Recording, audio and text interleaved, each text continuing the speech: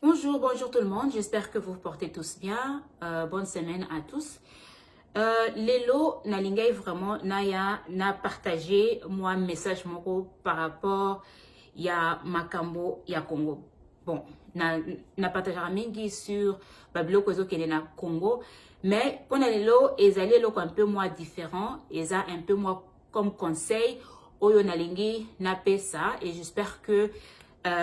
conseil yango ekokoma esika nalingi ekoma. Mais avant na banda, nalingaki nanu na partager moi douleur nanga, mutema nanga na batu oyo baza lelo na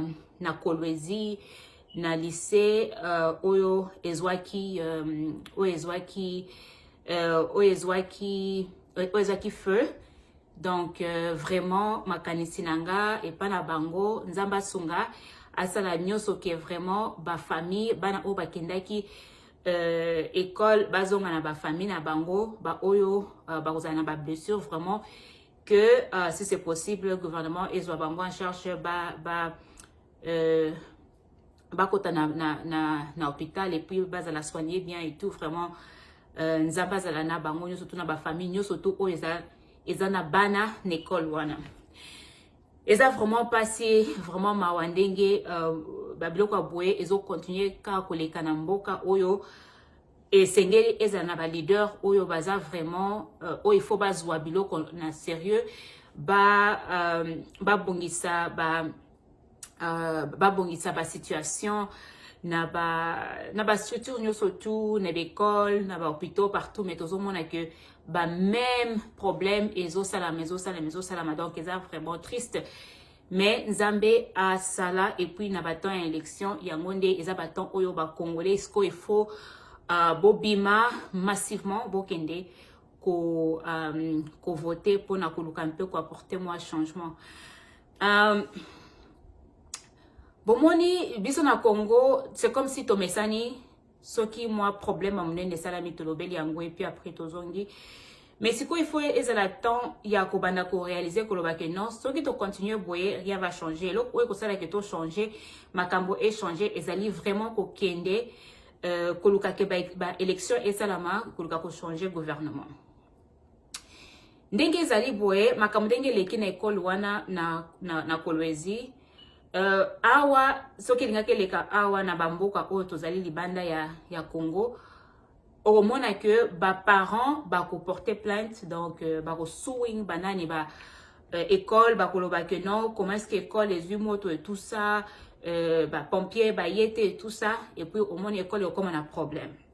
mais biso na Congo to ki ko sala ngote parce que ba parents peut ba ko comprendre que ça vraiment problème il y a école te parce que ba pompier baza te nini yango siko ngai nazo lukana senga bino ba congolais surtout ba oyo boza na Congo ba oyo vraiment bozo kutana na ba problème wana vraiment nde to ba awa first hand bino mutu bozo mona ba problème wana bozo vivre ba problème wana botele matango ba élection ekokoma parce que yango nde ezali seul moment oyo bokoki ko pesa voix na bino ko sala donc comme ko swing gouvernement koloba ke no bino bosali vraiment bosali le côté pour na mboka na biso tala to perdre ba membre famille boye tout ça donc tolingi bino lisusu te tolingi gouvernement mususu tolingi président mususu parce que soki totali kaka ndenge makamango ezoleka bane oyo wuti koleka tozali na problème combien total juste problème ya volcan. Combien de bateaux va perdre qui va membre famille na bango? Combien de bateaux va qui dispersés? Combien de bateaux va perdre qui va ndak na bango biloko na bango? Ba inondation installa na Congo wana na Kin wana mingi. Combien de bateaux va perdre biloko na bango ya cher? Combien de bateaux va perdre ba vie na bango et tout ça? Na marché wana oyo ba maman ebele, ba femme ebele ba kufa ki pourquoi? Parce que pour un problème ceux qui mbula ebetaki et puis ceux qui makambo courant ba maman ebele o bandeki ko vendre biloko ba kufaki pona électricité makambo wana ya électricité na mbula bandeko ya ba famille wana boza wapi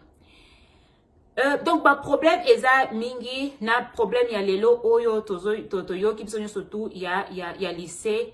na Kolwezi problème oyo to vivra tous les jours que o ba territoire ezali occupé bandeko na ba territoire mususu wana bazokima tozomona bana mike tozomona bakoko bazokima na biloko na bango na mutu biloko mususu kutu ya cher peut-être bazotika même pas peut-être bazotika ngo parce que moyen batiango na mutu ezate donc bazoperdre biloko na bango ya cher bazoperdre ba vie ya ba membre ya famille na bango biloko ni surtout wana siko comment est-ce que mutu oyo azali vraiment l'esprit vraiment ya bien azali vraiment na makanisi ezo kanisa mutu ozo sala bien aya lelo aloba ke non alingi a voter lisusu pona azongisa gouvernement wana ezali na pouvoir lelo comment est-ce que mutu akoki koloba ndenge wana et lelo soki bato babimi pona koloba ke non il faut kozala malade pona kokende kozongisa gouvernement oyo ezali lelo kozongisa bango na pouvoir na 2024 bato bakoloba oh bozo benga biso ba malade et tout ça mais bino moko botala kaka bandiko comment fait-il gouvernement mobimba boza awa bozo gangela biso ba montant oh to komi na budget boye oh mbongo mati boye mbo ba école na ba ville ezozanga ba ambulance ezozanga ba pompier ezozanga ba nini ba biloko ebele ba situation ya courant ezobongama te ba situation ya mai ezobongama te bato bakufa kaka tous les jours bato bazokufa tous les jours kaka ba problème et puis bato bakufa ata moko mibale te et bato toujours bakufa toujours ebele mais comment est-ce que lelo tokoki koloba que non il faut gouvernement wana ezonga na 2024 ezali vraiment normal te bande konyo surtout ya bato nyo surtout wana oyo bazobungisa ba membre ya famille na bango il faut vraiment batelema kende ba voter na temps na ba élection ba voter pourquoi parce que ba voter veut dire que ba pesi voix na bango veut dire que non biso to perdaki biloko na biso to perdaki bato na biso tozo lukasiko gouvernement échangé parce que ceux qui vont voter ou bien lelo muto ya pouvoir aye a pesi au moins t-shirt mais au perdaki ndeko na yo parce que bango babongisa ki ville parce que bango babongisa ki problème moko boete ou esala ki ndeko na yo akufa baye ba pesi t-shirt wana eza na même valeur na vie ya ndeko na yo te eza na même valeur na biloko oyo peut-être perdaki te okozwa t-shirt wana okovoter bango lisusu et puis après bokozonga lisusu au moins ba 24 ceux qui bo voter bango lisusu 2024 2025 to bandolo bela kaka ba même biloko oh boy bato bakufi awa bato bakufi boy bato basali boy Congo boy to banana un peu moi ko réfléchir ata moi muke bandeko bien sûr monsieur Kabila zala ki pe na ba défaut na yazala ki makambo na ye ba tebele ba telemela ki balba ke no tolingi lisusu te akende pression sala maki makasi ti ye moko amoni ke moya ti kalezate asali et puis akei mais comme azala ki moi na ba pouvoir na ye asali aponi mutu oyo il fallait azala présidente mais siko bindo moko botala nga na dali banda na zana souci ya mboka mais bato oyo baza na Congo soki lelo ozosala na gouvernement ozosala na gouvernement ozomona très bien clairement que ça ne va pas mais ozoluka okende ozongisa pouvoir wana justement pona ba bien na yo wana ezali kozala honnêteté ozali honnêteté na yo moko ozali pe honnêteté na nzambe et pas nzambe et puis boko kosa mutu te que non oh parce que biso tozali nous surtout biso tozomona na côté ça va mais ça ne va pas parce que soki bato bakomi komona bato surtout bazomona biloko ndenge ezo sala mabwe ezo marché te comment est-ce que bino boza na kati bozo sala na gouvernement boza bato à pouvoir mais bozo lobake ça va ça ne va pas vraiment ba congolais pona biloko oyo échanger to ça l'effort to kende kotia président oyo tozomona akoki ko apporter moi changement parce que to continuer boye vraiment changement ekoyate ce qui toke to sali to voter le sous bateau bazana gouvernement le changement et kozala te to continuer toujours ko souffrir donc na lingai na banda na ndengo na c'est juste pour na koloba que bandeko ya Kolwezi vraiment nazali ensemble na mutema na bino nzambe vraiment a mekarosala que apesa vraiment eza facilité mais apesa moi courage moi kimia wana na mitema ya ba parents surtout oyo bazana bana na bango na école wana bon na lingaki lelo aussi na lobela makambo ya baide bon nazalaki kutu dernièrement je pense avant-hier nazwaki moi message moko na inbox nanga ya page moko oyo na posara ba biloko wana ministère de la libération intellectuelle ndeko moko Jean merci mingi akomeli nga alobi ke no akosurnomme nga maman ya baide na Canada. Bon, merci. Mais eloko nalingi naloba ezali bomoni na mokili ndenge ezali Nzambe apesa mutu na mutu eloko oyo bato bakobenga ngo talent, eloko oyo ezali spécial na mutu wana. Problème na biso ba congolais ezalaka to lingaka vraiment ko identifier eloko oyo eza na kati ya mutu te pona koluka ko utiliser ngo. Na mokili ezali na bato mususu bazali bon ngana za nanga wana za mutu oyo bato baza pembe nanga bayebi nazoka nanga ba idée nazoka nanga ba inspiration moko boye soki etali mutu na kobenga mutu na yebi seke nazwaki mwa inspiration boye nazwaki mwa boye tout ça nazokanisa mwa boye bato bayebi nga vraiment de tous les jours bayebi nga na tindelaka bato mwa ba idée nanga et tout. Donc soki na komi que non na moni ke idée moko naza nango ekosunga mutu ou ekosunga batu yango na yaka pona sala moi na partager moi vidéo pour que bandeko bakoka kozwa idée wana mutu oyo ako matérialiser idée wana eza bien parce que na mokili soki totali biloko nyonso tu na mokili ezala salama à partir ya idée. Soki totali boye ezala bandako ndako etongami pourquoi parce que mutu moko azwaki idée ya kotonga ndako ya forme boye mutu moko azwaki idée ya kosala voiture mutu moko azwaki idée ya kosala boye donc biloko nyonso tu na mboka oyo na mokili esalama na idée yango. Je trouve que il faut ba congolais banda kozwa bato oyo bazalaka na idée n'importance. Pourquoi parce que à partir ya baide mutu aza na baide yende mutu ako kanisa loko bien kozwa inspiration à partir loko wana et que sala que non ba bloko mususu ezala éviter ba bloko mususu ezala créer pona bien ya peuple pona bien ya mutu pona bien ya groupe ya bato. Donc c'est un peu ça yango lelo na linga pena loba tozomona ba problème lelo na Congo. Pourquoi parce que ba leader d'abord avant na kuma kutu wana na nga juste na loba que ba leader ni surtout na Congo na mokili ni surtout il faut bazala na ba conseiller normalement il faut zala bato oyo bayebi moi matière moko boy spécifique et puis bazape bato bazana ba idée ba ko pesa ba conseil. Donc président nyoso ezala président ya mboka ezala ba président ya ba parti ezala ba président ya ba compagnie il faut normalement bazana bato baza ba conseiller tout autour na bango pona ko pesa bango ba idée. Mais eloko ezo salama ezali na Congo tozomona tozana président par exemple ndeto yebi boye monsieur Félix Tshisekedi bato surtout bayebi aza soki na combien de ba conseiller ya boye mais azana entouré na ba conseiller mais azo sala eloko moko te. Changement ezoya na mboka te changement ata na vie na moko personnel ezo mona na te ozo mona azokende ba feti mosna azokende ba feti mais musala ba conseiller wana ezali nini parce que normalement un président il faut azala na conseiller moko peut-être ya vie de tous les jours conseiller moko ya musala na peut-être politique conseiller moko ya makambo ya mboka conseiller moko peut-être na kolateli na ye conseiller nyoso na posture conseiller moko na posture na ye conseiller moko peut-être ya makambo ya santé na ye. Donc il faut normalement za ba conseiller wana oyo bazo aider. Mais ce qui totali lelo monsieur Félix Tshisekedi est-ce que toki koloba kaza na conseil d'abord ya santé? Peut-être pas. Pourquoi? Parce que ce qu'on moni monsieur Félix Tshisekedi ata ce qui azali présent normalement il faut azala en forme que non ce qui est loko komi to ba que non et président Bandambangu il faut kokende il faut kobimanesi ko Bandambangu mais au moins monsieur Félix Tshisekedi est-ce que ça a la mesure vraiment ya ko Kim Ambangu à se déplacer ou bien à Kenata Bitumba ou bien nini en tant que président T on a déjà forme ya nzoto na ezali vraiment forme ya mutu oyo na bonne forme na santé T. Donc c'est ça. Est-ce que azana conseil ya makambo ya santé? Bon eza ya ko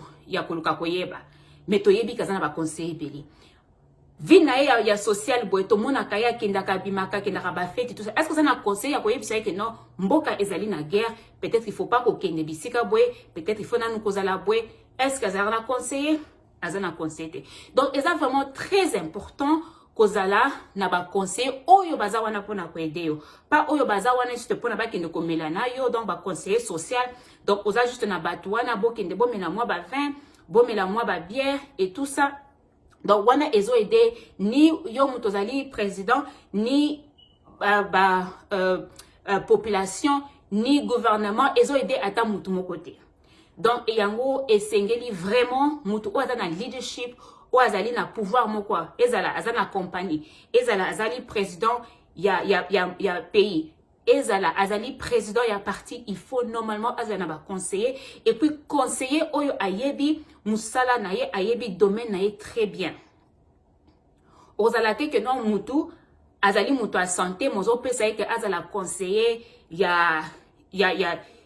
bato batongaka bandako. Ok, kozala ndenge wana te. Ou bien mutu azali docteur mo ozozwa ye azala conseiller na yo ya makambo oyo ezali lié na science te ou bien na santé te. Ezala ndenge wana te. Mais yango tozomona na Congo mikolo oyo bato oyo mutu azali ayebana ke azalaki peut-être on a juste exemple ayebana que azali azalaka mutu ya économie mais lelo omoni mutu wana akomi na makambo mususu. O mutu boye azalaki mutu ya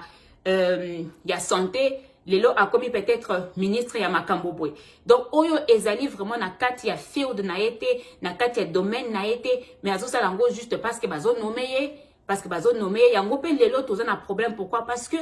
banomaki batie président na domaine na yete balobi kaka ke non lelo monsieur Félix Tshisekedi a commis président mais ezalaki nango domaine na été mais yango siko tozomona ba problème na Congo ba problème ici la raté ezalaka. Donc yango vraiment bandeko soki bozali na mutu oyo azalaka mutu ba idée a partagera ba idée bozomona ke na mutu wana a pesaka moi ba idée il faut bo sepela yango ko il faut bo sepela ke boza ba camarade nanga sur Facebook. But anyways, eza bien ça vraiment plaisir ya ko partager moi ba idée na bandeko et tout ça ça va bien. Mutu na mutu nzamba pesa ye eloko moko ezali spécial na 4 eza juste que ye mkolo mutu ayeba eloko ni nzamba pesa ye comme ça akoka ko étudiant ngo pona ko aider bato yango lelonga nazo utiliser moi ba idée nazwaka pona ko aider bato et lelo na ye pona pesa pona pesa moi idée nanga pour monsieur Moïse Katumbi, président il y a ensemble pour la République ou bien juste ensemble, mais anyways président il y a ensemble monsieur Moïse Katumbi lelo na ye pona ko pesa ye moi conseil na yebite bon ye azali mutu o ayebani na azali chef ya ba entreprise aza chef ya ba compagnie minene azali mutu ayebani na masolo ya business. Je suis sûr que azali na ba conseiller mais nazala ki étonné bon souvent nazala ki étonné tant na mona vraiment ba bloc mususu ça là qui ça un peu na côté o esengeli ya sala ngote. Bon bato oyo bozali bandeko ba camarade bozali pembeni ya monsieur Moïse Katumbi oyo ezali idée oyo nga nazo pesa pona bino boye bisa monsieur Moïse Katumbi ndenga azali président ya parti politique azali président ya parti politique et puis alingi akoma président ya pays esengeli atika nanu kolata bilamba ya Mama Maria. Bon, en tant que président, ezala ya parti, ezala mboka, ozali chef ya batu nyonso. Ozali chef ya bato baza ba catholique, ozali chef ya bato baza ba protestant, ozali chef ya bato baza ba spiritualiste, ozali chef ya bato ba sambelaka te, ozali chef ya bato basalaka soki nini, ozali chef ya batu nyonso. Soko bandi ko lata na public, soko lingaka Mama Maria, ozalaka soki ozalaka catholique, to ozalaka naibite, peut-être que ko lata ngo de lamba wana lata ya Mama Maria, oko lata ngo nandako. Mais ko lata ngo ko tambolaka nango ko bimaka nango, eza vraiment bien te parce que zo pesa déjà position na yo spirituel to position na yo ya religion que yo zali mutu aboye. Soko lingo comme président sikoyo okomona ke bato oyo bazalaka na bango balingaka na bango ba catholique te o bato bakaniselaka ba catholique mabe ou bien bato oyo balingaka Mama Maria te bakomona ke pourquoi na kende ko voter président oyo na mona ke religion na ezali boye, peut-être na religion na ba soutenir biso te. Est-ce que tanga okoma président, est-ce que akoya ko soutenir biso, est-ce que akoya ko tika ke église na biso ezala. Donc en tant que président na yebite bozana bato ebele tout autour na bino monsieur Moïse Katumbi, ce qui est un mutu moko te atika parce que na mona rango souvent na bandeka akoloba totika kaka totika, mais siko lelo soki bolingi bokoma président ya mboka, président ya Congo mobimba, Congo ça soki na église combien na mokili mobimba eza na église ebele. Je pense que ekozala mieux pona yo kotikaka kolata elamba ya mama Maria, okozala na olinga mama Maria na yo makasi nini, okotia ba statue ya mama Maria na kati ya ndako na yo na parcelle na yo, okoki kosambela mama Maria surtout olingi, mais na public la kisa ke ozali mutu ya batu nyonso tu, ozali président okoma président ya ba congolais nyonso, okoma président ya batu nyonso tu, pas kaka président ya bato balingaka mama Maria to nini. Donc yango ya za idée na conseil oyo nga na linga na pesa lelo. Donc c'est un peu ça encore na lobby que ba congolais il faut to bana kondima soki mutu aye apesi moi idée na ye. Ce qui est bon, idée ou idée à bien, il faut qu'on soit en ko lango. Bon, ba oyo ba yebi monsieur Moïse Katumbi, bo kende bo komiselanga message oyo. Ngai soki nazali peut-être exemple muto na sambelaka Maria te, na kozala mpe na moi pasi wana ko kende ko voter ye ko soki na yebi que alata ke lamba ya mama Maria à tout moment. Donc, boye bisaye, ce qui a lingi à postuler, ce qui a lingi à comme président na Congo, président ya batu surtout, président ya Congolais surtout, président ya catholique, président ya protestant, président ya spirituel, bato sambela ba spiritualité, président ya batu surtout, ata oyo sambela kate, ati kaka kolata elamba ya mama Maria na public. Donc, c'est un peu ça. Je pense que na osuka awa les sous vraiment nazo senga bandeko ba congolais ba congolaises et c'est quand surtout bozali et comme étant vraiment tout le monde a clairement que monsieur Félix Tshisekedi a sali l'autre côté ba problème et l'équipe est belé na mandat na ye, ba problème ya volcan, ba problème ya inondation, ba problème ya incendie, ba problème ya ebele ya ba territoire oyo to bongise na manda na ye, ba problème ya ba déplacé, ba problème ya mbongo, ba problème ya to ya dollar, ba problème ebele na mboka. Soki lelo yo osoutenaraka monsieur Félix Tshisekedi oye pono lo ba que mboka ça va, donc ça veut dire que vraiment je suis désolé aux un peu malade. Donc c'est ça. Na usuka awa vraiment ba semaine kitoko et puis makasi na ba famille oyo bazo traverser un moment difficile na Kolwezi. Encore une fois c'est Sandra Mouchali. Bye.